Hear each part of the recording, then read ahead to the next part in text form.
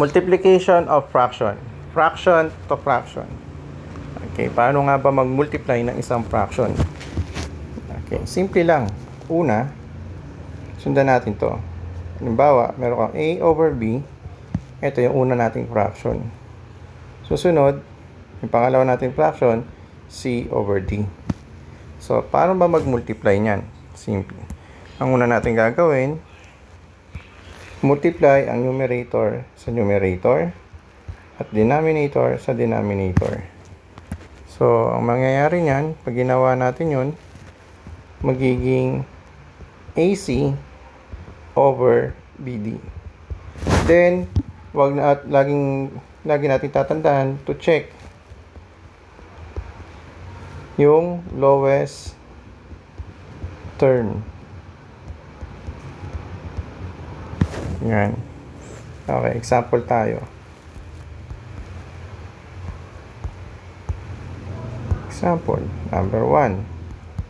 So, 1/2 times 3/4. So, paano ba mag-multiply nito? Gagawin natin 1 times 3 over 2 times 4. So, ang sagot natin dyan ay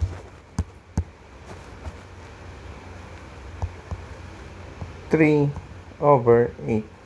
Ngayon, check natin kung ito ba ang lowest term. Mapapansin nyo, relatively prime ang 3 at 8. Ibig sabihin, ang common factor lang nila ay 1. So, ito na ang ating final answer. Second example.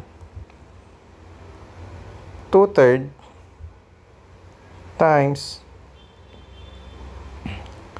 1/4.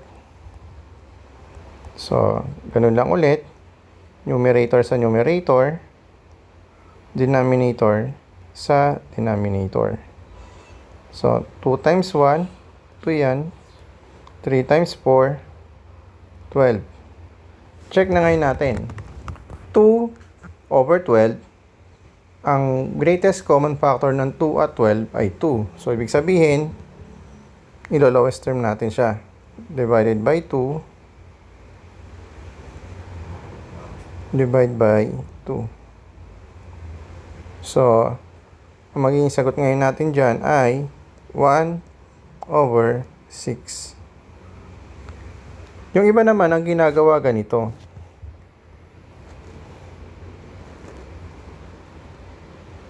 Two times 1, 2 times 6. Tsaka sila nagka-cancel. Kaya lumabas yung 1 over 6. Okay, pangatlong example.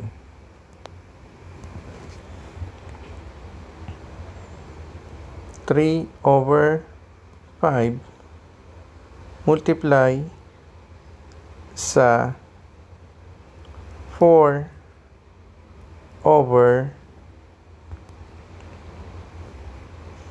9. So, yung ginagawa ng iba, ito medyo advanced na. Bago sila mag-multiply, nag-a-apply sila ng tinatawag na cancellation. Pag nag-cancel kayo, tatandaan nyo, pwede lang kayo mag-cancel ng pa-vertical or diagonal. Wala yung horizontal. So, ngayon, titingnan natin, 3 over 5, wala kang maka-cancel. 4 over 9, wala kang maka-cancel. Sa pa-diagonal naman, 5 and 4, wala kang maka-cancel. Pero yung 3 at 9, meron. So, yung 3 at 9. Pag nag-cancel tayo, parehas silang merong common factor. Greatest common factor. So, yun ay 3. So, 3 divided by 3, magiging 1. 9, magiging 3. Tsaka ngayon tayo magmumultiply. Magiging 1 times 4 over 5 times 3. Sa ganitong paraan, medyo malilesen tayo sa lowest term. Pwede na kayong hindi mag-lowest term.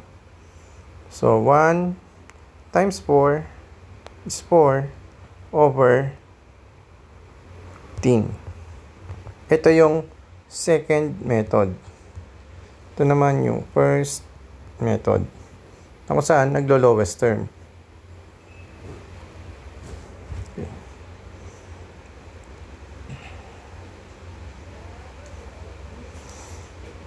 Next.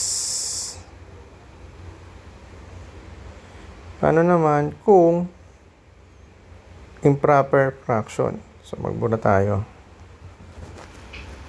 Gawin naman natin whole number sa fraction. Paano na pag whole number at fraction, no? Medyo na-curious na ba kayo? Whole number at fraction. So, iwan natin yung isang example dyan sa baba.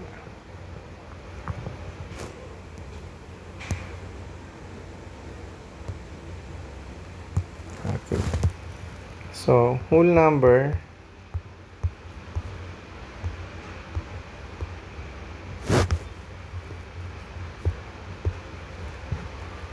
multiply sa fraction. Okay, sundan natin yung simpleng formula. Yung W natin, ito ang whole number. I-multiply natin siya dun sa fraction natin na A over C. So, susundan nyo lang, yung whole number, i-multiply sa numerator, which is A. So, W times A. All over, kokopyahin nyo yung denominator na C. Then, lowest term. O lowest fraction. Example. 7 multiply sa 3 over 14. So, ang gagawin natin, 7 times 3 all over 14. Ngayon, gagamitin ko yung idea ng second method bago i-multiply. Kung mapapansin nyo, si 7 at 14 pwedeng makancel. Si 7 magiging 1, si 14 magiging 2. So, lalabas na sagot ay 3 over 2. Or, i-rewrite sa mixed fraction, magiging 1 and 1/2. So, paano nyo malalaman? 3 divided by 2, ang sagot doon, 1. Tapos may remainder ka na 1, ito yung magiging numerator mo. Tapos, kokopyahin mo yung denominator na 2. Okay. Second example tayo.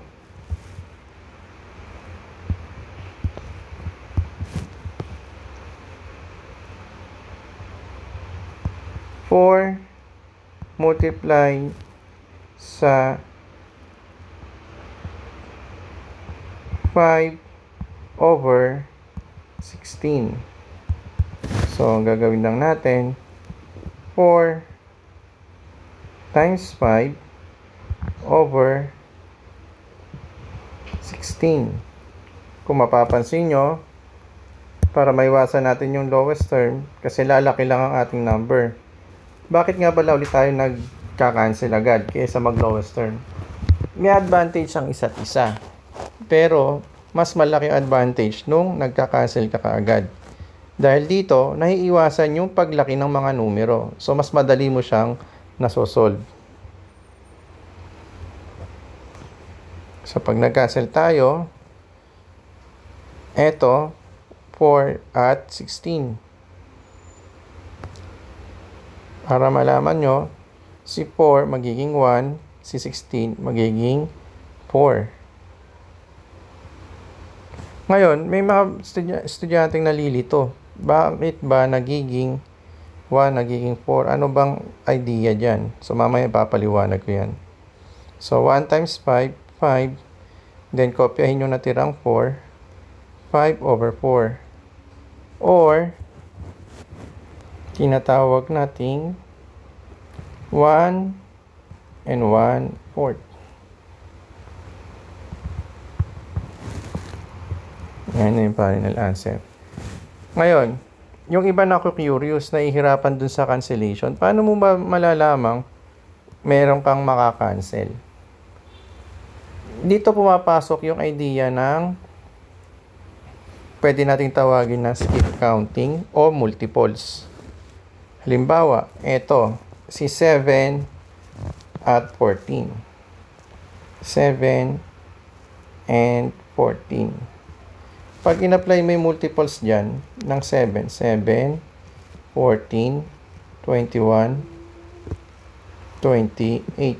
Kung mapapansin nyo, si 7 at si 14. Pang ilan si 7? Pang una. Pang ilan si 14? Pangalawa. Okay, dito naman tayo sa idea ni yung na-cancel na 4 at 16. Paano malalaman? Kapag sila ay nasa isang set of multiples. So, 4 at 16. So, check natin. 4 and 16. So, 4, 8, 12, 16, 20. Kung mapapansin nyo, nandun si 4, nandun si 16. Si 4, pang-una siya. Si 16, pang-apat. Kaya, lumabas dun yung 1.